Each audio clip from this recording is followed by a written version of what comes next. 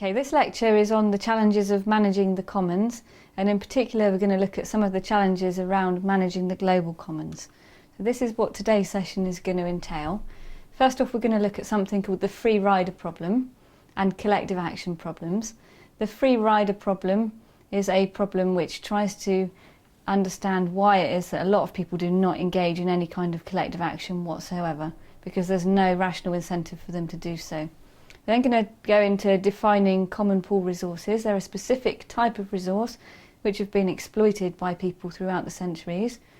Then discuss the issues and controversies around managing the commons, and then take that up a level to look at those challenges in the context of global problems which are specifically challenging to solve, especially climate change, although thinning of the ozone layer is a contrasting case to compare with climate change.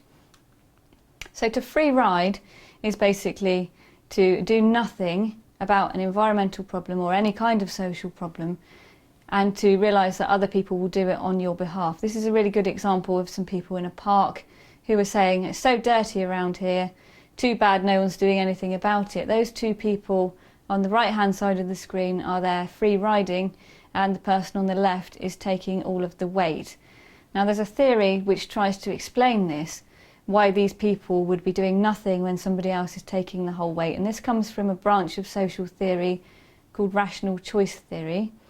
This assumes that all individuals are egotistical, that they think in their own self-interest, and that they are interested in maximising the utility value, the economic value of everything that they do.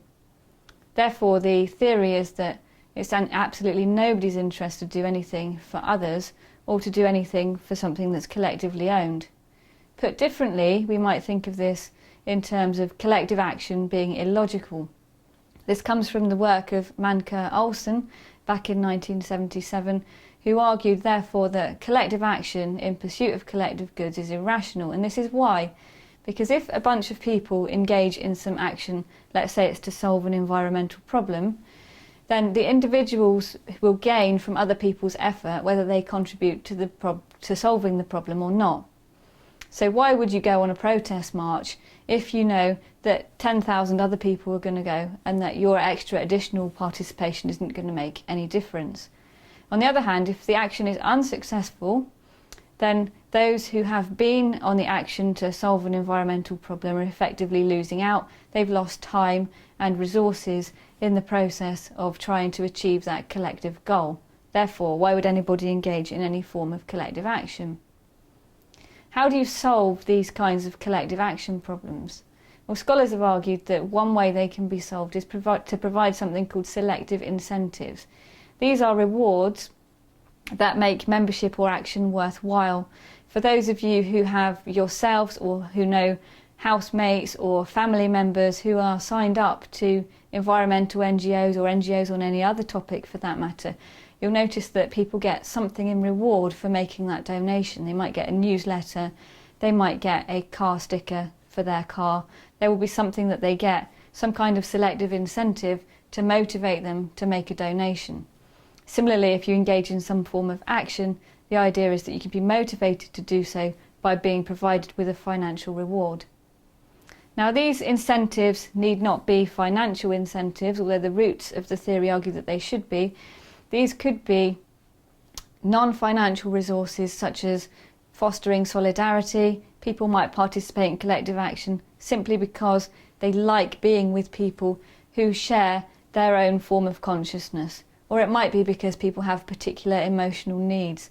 And this critique of the collective action theory comes from scholars named Fireman and Gamson, and they've been critiqued themselves for shifting the theory of collective action problems too far away from its rational roots, because it could be argued that you're not being strictly instrumentally rational if you're concerned with fostering solidarity or with shared consciousness. But the important point here is that to engage people in solving collective action problems, there needs to be some sort of incentive for them to do so. They need to know that they are getting something out of it. This is related, heavily related to Hardin's classic theory called the tragedy of the commons.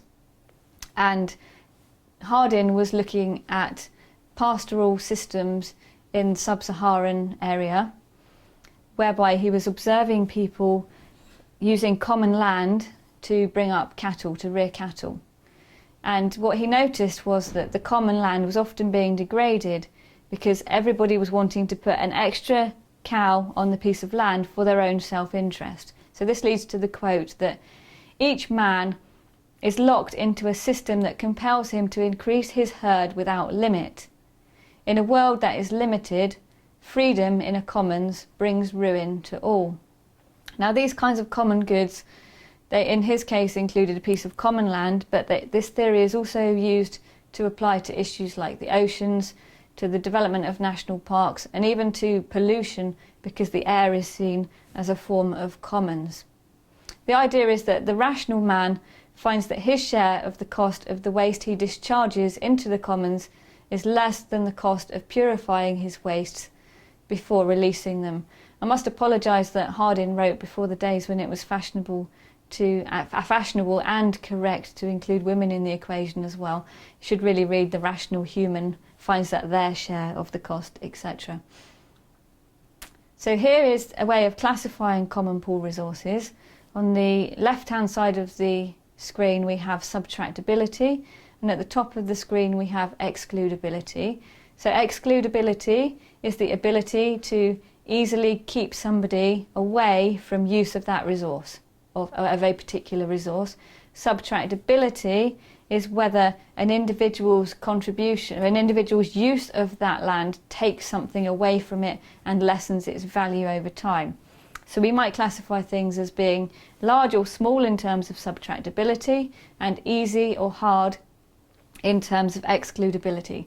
So something that has large subtractability, i.e. you take something away from a bigger resource, but it's easy to exclude other people from, that private goods are a really good example. So your mobile phone, for example, is something you can take for yourself.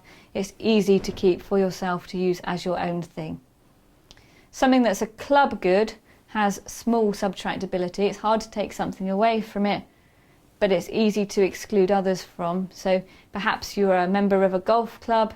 It's you can't actually take a part of the golf course away with you very easily, although you might cause a bit of erosion over time. But the subtractability of a golf course is therefore really small, and it's easy to exclude people who aren't a member of the club. Then looking at public goods have small subtractability. You can't really take much from them, and it's hard to keep people away from them. So a classic example is a bench in a scenic spot where almost anybody can sit there, everybody can look at the view, and it's hard to take that view away from anybody. And then the particular class of resources that today's lecture is focused on are common pool resources, which are hard to exclude people from and have large subtractability. So something you do will take something away from it very easily, and it's hard to exclude people from going to it. The example of common land is a brilliant example. Other examples include fisheries. So it's hard to stop a fisherman from fishing in a particular area, and it's easy for him to extract those fish from the total fish stock. So how do we deal with the tragedy of the commons? How do we protect these common pool resources? Well, Hardin suggested, quite controversially, that one thing that you could do would be to privatise common land to improve the incentives to look after things. Now, this needn't necessarily be privately owned by individuals. It could also be government owned. Now, in some cases, private ownership of the land has worked to preserve the commons. You only need to take a look, for example, of the amount of green land that is in the ownership of the National Trust to understand that in that case, privatised management of the land can work in order to help its management. On the more controversial side of Hardin's suggestion was his idea that at the root of the problem around the tragedy of the commons is social stability. And rather like Malthus argued years and years ago, Hardin suggests that checks like tribal war, poaching and disease are actually beneficial at keeping the human population down. And very controversially, he said that one of the solutions to the tragedy of the commons would be to keep population down by reducing people's freedom to breed. That's obviously a very controversial solution. Lots of criticisms have been levelled at the work of Hardin. We have so many examples throughout history where privatisation of land and private property have not actually helped preserve the environment, but they've led to ruination, cronyism and corruption. It's well known, for example, that many countries that have a positive and strong balance of natural resources are some of the most corrupt nations on the planet, simply because they have those resources and people privately own them. A second critique of Hardin is that individuals are not strictly rational. Just like the selective incentives that you apply to people to persuade them to engage in collective action are not necessarily instrumentally economic, individuals are not always motivated by self-interest and money. Sometimes people are on their way to being altruistic. A third criticism of Hardin is that he's been very misanthropocentric here by suggesting that we need to reduce population growth, and that's a very, very controversial argument that I don't have time to go in right now. Then it's also well known that people can communicate with one another in a common setting without privatisation, and that they can achieve reciprocity, i.e. I will share with you if you share with me. They can get a reputation and then trust one another and carry on trusting one another without exploiting common land. Elinor Ostrom in particular has done a lot of work around managing common pool resources, and she cites many, many examples of effective common resource management, including grazing in the Swiss Alps, grazing and logging in parts of Japan, inshore fishery co-ops in the eastern US, and irrigation systems in Valencia.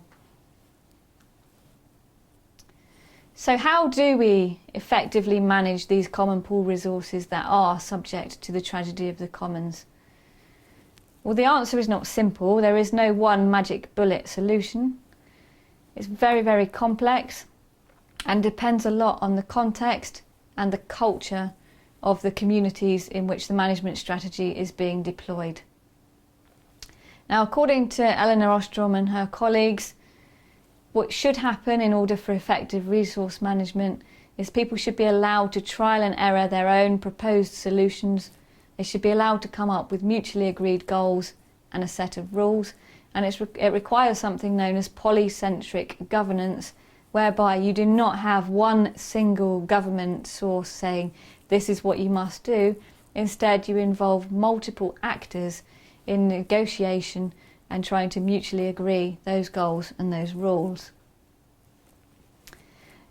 Ostrom and her colleagues have also come up with an incentive structure for good environmental governance, and these are things that help make effective management of commons possible without privatisation.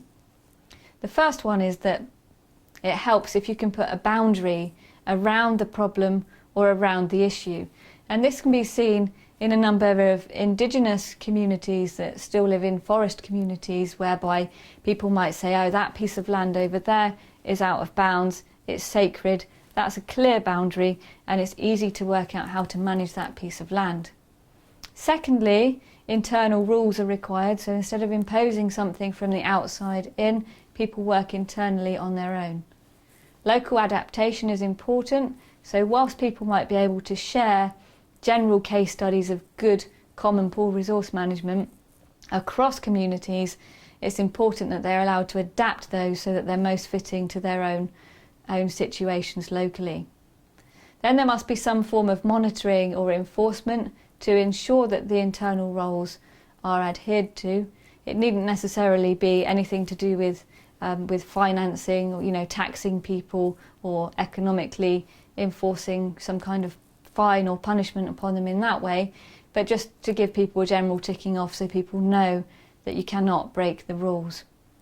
Then there must be some kind of form of dispute resolution, so that if somebody breaks a rule and they don't think they have broken it, there needs to be some kind of committee to negotiate and discuss the nature of the dispute and how it might be resolved. And finally, although there need to be boundaries around problems, there's a recognition that different sets of rules will overlap. So one set of common pool resources will overlap with another. For example, if we have the sacred forest space I mentioned that's got a nice neat boundary around it, it might be the case that there's a stream running through that piece of land. So there may be two sets of separate rules for those pieces of land, requiring interaction between those two sets of rules to properly manage that piece of land and the water that flows through it. Now, there are a number of challenges of governing the global environmental commons. This is now thinking about the problem but scaling it up to the global level. So at the local level it's easy, for example, to set some rules within a particular cultural context. When we scale this up to the global level, it's much, much more complicated, because you then have a number of different cultures involved in the setting. And these different cultural interpretations will sometimes clash with one another, because different cultures read environmental issues in different ways. Secondly, if you remember, Ostrom was suggesting that it's easier if you have a barrier around an issue. Well, global environmental problems do not have a straightforward barrier, a straightforward, this is the limit of this resource, this is where the rules apply, and outside they don't apply. While the atmosphere and the oceans, they do not have simple boundaries. They don't have, they're commonly owned across different countries. Thirdly, if we're scaling things up to the global level, it's impossible for stakeholders to generate that kind of reciprocity and trust that Ostrom suggests is manageable, because the stakeholders, those people involved in the debate, do not and cannot possibly know one another, and they would not have been able to have built up the trust required to do so. Now, in terms of trying to deal with the problem and deal with dispute resolution, that's very complex at the global level. I'm not suggesting that we should have a world government, but the lack of a world government means it's very, very difficult to enforce anything or to sanction countries that break any kind of global treaty around environmental issues. Now, the idea of polycentric governance is complex enough at the local level, in that it involves a whole range of actors involved in trying to solve a dispute. Now, if you just scale that up to the global level, that really complexifies the situation. As I mentioned before, it's difficult to establish institutions that facilitate the building of trust and reciprocity at the global level.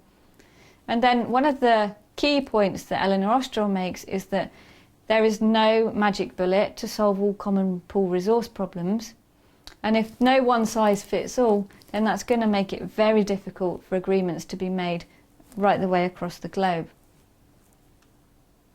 Now we're going to look at the challenge of managing the global commons in terms of climate change on the one hand, and managing the thinning of the ozone layer on the other hand. Now, the first treaty, the climate change negotiations, have been hailed by most experts as being pretty much a failure. Dieter Helm, a climate change economist at the University of Oxford, says that the prospects for solving global climate change through a robust treaty are, in his words, grim. So climate change is very difficult. Now, we can apply the example of climate change, I think, to the idea of rational choice theory that I mentioned at the outset of the lecture. And this would be the idea that all nations are self-interested. So just as in rational choice theory we're saying individuals are self-interested, we might be able to say the same thing about nations. So nations are concerned to protect their economies, to secure energy supplies, to keep the electorate happy, and to play the game of real politics, i.e. if they're a powerful country, they're going to want to act to maintain their position of power in the world system.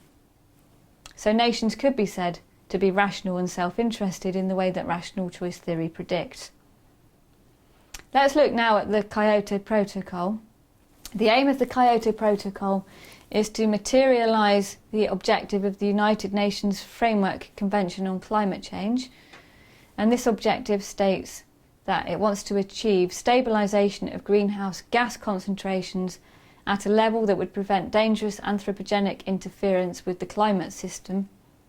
This in itself is a slightly woolly objective. if any of you have been tasked with writing objectives before, usually objectives are quite action focused, and you would know through reading an objective exactly what you have to do in order to achieve that objective. Now this is woolly for several reasons. Firstly, because different countries have a different idea about what dangerous anthropogenic interference is, and how do we know what the level is at which that can be stabilised. So there's a lot of uncertainty in the science here, plus different cultural interpretations across countries around the world about what it means to live within a dangerous or undangerous climate. This is what the Kyoto Protocol required. It required that Annex 1 parties, which broadly speaking are industrialised and transition nations, it required them to reduce their greenhouse gas emissions by 5.2% below 1990 levels in the period 2008 to 2012. Now this protocol was flexible in some ways, in that it did take the geographical context into account. It recognised that some countries are better able to reduce emissions than others, and it also recognised that some countries had, by the time 1990 came about, already made significant gains in reducing their climate change emissions. So in recognition of this, this principle is called common but differentiated responsibility. So recognising this common but differentiated responsibility, the EU as a whole has been required to reduce its emissions by 8%, the US by 7%, although the US didn't ratify the Kyoto Protocol, Canada and Japan by 6%. Some countries with relatively low emissions were just required to stabilise their emissions. That includes Russia, New Zealand and Ukraine.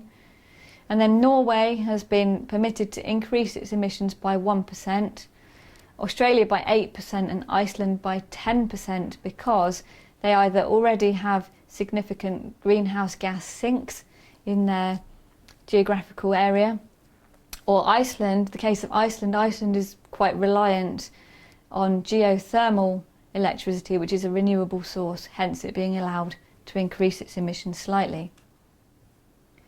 When the US was fully involved in negotiating the Kyoto Protocol, it pushed very strongly for some flexible mechanisms to be introduced. These were the emissions trading system, joint implementation, and the clean development mechanism. So the emissions trading system allows a heavily polluting company to purchase additional permits from a company that's not polluting so much. The idea is you set a tight cap on the amount of permits released, and this overall brings down the emissions coming from industry. In practice, the European emissions trading system it's been in action for a number of years. It's not been too successful, and part of the reason why it's not been too successful is because the cap on emissions was not set high enough in the first instance. And then there's joint implementation, which is an agreement between two Annex 1 countries, whereby a country like the UK, for example, could invest in a project in another industrialised country, let's say for the sake of an example in Spain, and what it could do there is invest in something that can be used to offset its own emissions. So it might be some kind of carbon sink project, or it might be a renewable energy project in another country to offset its own emissions on its own territory. The clean development mechanism is similar, except it's between Annex 1 countries and less industrialised parties. So it'd be developing countries providing some kind of scheme in a developing country whereby the emissions can be reduced in the developing country, but those emissions will come off of the developed country's emission balance. Now, if any of you have been following the negotiations around climate change, you will have realised that 2009 was what some commentators have called the high water mark for climate change negotiations. Some people thought that the Copenhagen Conference was the last-ditch effort to save the world from dangerous climate change. The result was very, very disappointing. A number of countries behind everybody else's back drafted this this accord, as negotiations were becoming too drawn out and the conference needed to be brought to a close, the Copenhagen Accord was written by the US and collaborators, and it was just a piece of paper. Some people say it's a piece of paper that's not worth even wiping your bottom on. All of the targets and timetables for dealing with climate change were removed.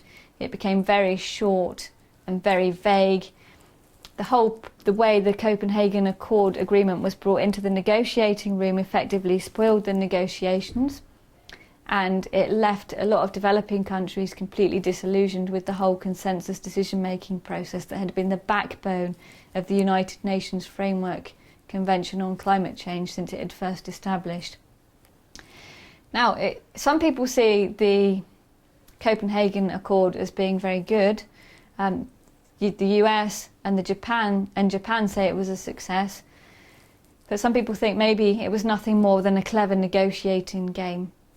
Most other negotiating teams, aside from the US and Japan and China as well, actually, they thought that the Copenhagen Accord was a resolute failure and that it would set the world on course for at least a 2-degree C rise in global average temperatures, which is deemed enough to be dangerous. So we can see then that it's been very difficult to reach a strong and robust agreement on climate change. The Copenhagen Accord was a failure. Negotiations have continued, but we still do not have a robust post-Kyoto agreement in place. So why has it been so difficult to reach a strong agreement on climate change? Well, we might argue that it's a classic common pool resource, the climate. You can take from it in terms of degrading it by raising temperatures, by increasing CO2, but you can't exclude yourself from it because we're all we all require the atmosphere. And countries were definitely involved in protecting their own interests. There are some countries that consider they may even benefit from climate change, although that may be a misled belief. The treaty has always been based on the production of emissions and not consumption. So that works in the favour of certain countries against others. So countries like most Western industrialised European nations, we have actually exported a lot of our CO2 emissions to poor countries where they do most of our manufacturing for us. And it's those poor countries that look like they have increasing CO2 emissions, whereby it looks like we're not doing so bad in the Western industrialised world, and therefore there's something not fair going on here. And then finally, the US has been routinely known as a spanner in the works, and it's refused to cooperate. And the reason it's refused to cooperate is on the grounds that it would do a lot of damage to the US economy, and the US economy is very heavily dependent on fossil fuels and has been caricatured by Matthew Patterson as being what's known as carboniferous capitalism, i.e. you need the carbon to make the economy work there. Now let's contrast this with the thinning of the ozone layer. So the ozone layer could just as similarly be viewed as a common pool resource, and yet the Montreal Protocol, which deals with resolving the thinning of the ozone layer, was very successful, to the point that the chair of the United Nations, Kofi Annan, at one point said that the Montreal Protocol was perhaps the single most successful international treaty to date. Now, this treaty phased out chlorofluorocarbons and replaced them with hydrofluorocarbons, which are less damaging to the ozone. Consumption of them has been frozen, and from 2015, consumption of HFCSs will be reduced. And scientists now agree that what's known as the hole in the ozone layer, which more accurately stated is a thinning of the ozone layer, that this will be restored by 2015. So this is a resounding success story. So why is it that the thinning of the ozone is not a textbook example of issues around global commons management, whereas climate change is a very good example of failed management of the global commons? Well, in this case, I would argue that it seemed rational to deal with the problem of thinning of the ozone layer. This stands in contrast to climate change, where In economic terms, at least if we take a short-term growth-oriented view of the economy, it doesn't seem rational to deal with climate change, at least not so rational as with ozone. So with climate change, although 95%, there is now a 95% consensus amongst climate change scientists that climate change is a real and serious problem, the pro and skeptic voices around climate change have received almost equal weight in the media. Contrast this with the thinning of the ozone layer, where the science, by contrast, seemed quite conclusive and quite bounded. A second difference is that the thinning of the ozone layer is a little bit easier to deal with, and industry actually saw it as a challenge, something that they could adapt to and something they could deal with and something that they could make money from as well. So it was a solutions-oriented approach that we saw from industry. And this allowed rich, developed countries to support it because they saw it as an opportunity for their economies rather than a threat to their economies. As I mentioned earlier, there was no powerful skeptic discourse as we've seen in the climate change debate. And something that was really clever was the way that developing countries were given funding to move away from CFCs, and that there was a disbursement committee which dispersed funds to developing countries, and 2/3 of the board members on that committee were actually from poor countries, which gave the developing countries a sense of ownership and helped them get on board. This contrasts with climate change, where developing countries feel that they deserve the right to economic development, given that rich countries have already had that right through polluting through carbon emissions. And then finally, a really important point is that to remove CFCs from aerosols, it's quite a discrete problem, easy to tackle, much easier than trying to deal with climate change, which affects every aspect of the way we run our economy and our society. So removing CFCs does not pose a challenge to social structures, unlike climate change. Okay, so here are the conclusions from today's session. There are different ways of defining rationality. So you might just be instrumentally economically rational, but you could be rational in other ways as well. Sometimes it could be rational to help other people in the hope that they will help you and be reciprocal in return. But the point is that unlike what Hardin suggested, rationality does not always lead to degradation. So there are all these different types of rationality, and it's never been the case that everybody acts instrumentally. It's not always desirable to do so, and we just don't do that because we do think about other people. The third most important point to come out of today's lecture is that it's possible to manage common pool resources without privatisation, that you can develop a set of internal rules, a set of norms. These can be mutually agreed and they can be enforced very easily at the local or regional level. However, when it comes to managing global resources, global common pool resources, these provide a special type of challenge. And while some might be easy to resolve, like the thinning of the ozone layer, others, like climate change, are extremely difficult to deal with within our current economic and social structures.